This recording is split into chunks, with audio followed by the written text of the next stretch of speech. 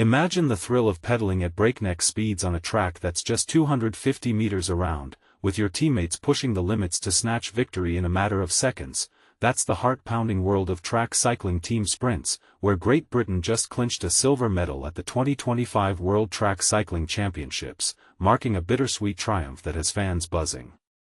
But here's where it gets controversial. Is switching national allegiances a savvy career move, or does it dilute the purity of sporting loyalty? Let's dive into the details and see what really unfolded on the opening day in Santiago, Chile, from October 22nd to 26th, and explore why this event is more than just a race. It's a battle of strategy, speed, and national pride. For those new to the sport, the World Track Cycling Championships are like the Olympics of cycling but focused solely on indoor tracks, showcasing elite riders in events that demand explosive power and pinpoint teamwork.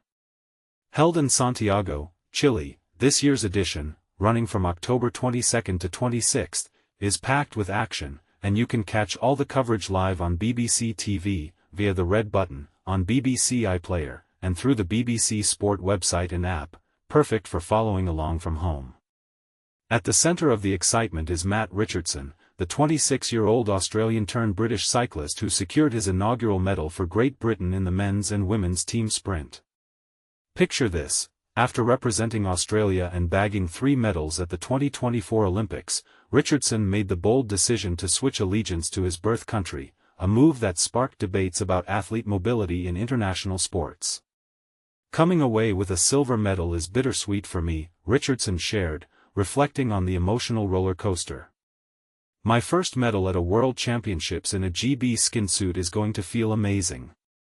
I wish it was the top step, but I can't come away too mad about that. It's a testament to the competitive spirit. Sometimes silver feels like gold when it's earned against the world's best."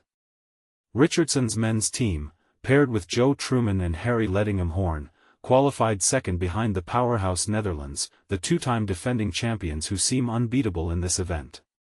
The British squad then powered through round 1 by defeating Germany, with Hamish Turnbull stepping in to replace Ledingham-Horn for the final showdown. Great Britain charged ahead early, with Richardson leading the way before peeling off after the second lap, but the Dutch team's Jeffrey Hoogland bridged the gap dramatically on the final lap, clinching gold by a razor-thin 0.37 seconds. Richardson, now boasting his 5th world medal overall, noted the freshness of the lineup. "We're a fresh lineup, so each time we step on the track we're learning a little bit about each other." Truman echoed that sentiment, highlighting the progress. "It's the closest we've ever been to the Dutch and it's a really positive first step in the cycle, to LA 2028. For beginners, think of team sprint like a relay race on bikes. Riders alternate at high speeds, building momentum to outpace opponents, and this result shows GB is closing in on dominance." Over on the women's side, the story mirrored the men's with a silver medal, but this one carried extra weight thanks to the leadership of defending world champion Finucane. She anchored a debut trio including Iona Moir and Rhianna Parris-Smith, who qualified fastest ahead of the Netherlands. They breezed past Colombia in round 1, only to fall short in the final by 0.26 seconds to the Dutch. Finucane, a triple medalist from Paris 2024, was effusive about her young teammates. "I'm so proud of these two. It's their first World Championships and to go out there in the gold medal ride-off, be composed, feel the pressure, we couldn't have asked for more."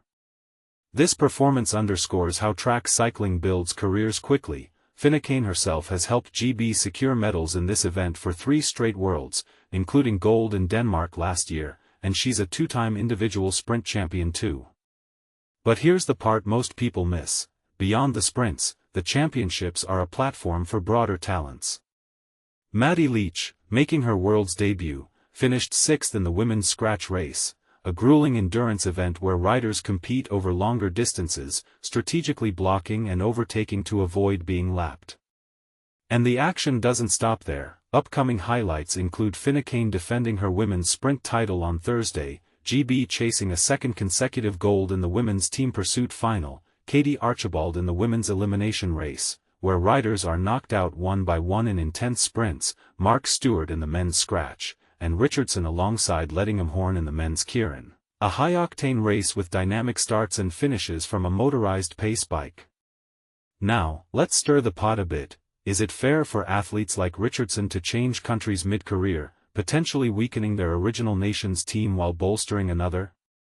Some argue it's a natural evolution in a global sport, rewarding personal choices and boosting competition, but others see it as opportunistic, prioritizing medals over long-term national investment. What do you think? Does this enhance the championships or undermine them?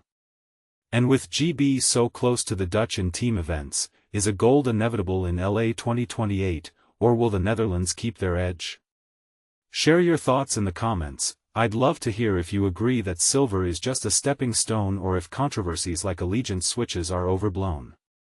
Either way, this year's championships prove track cycling is as much about heart as horsepower.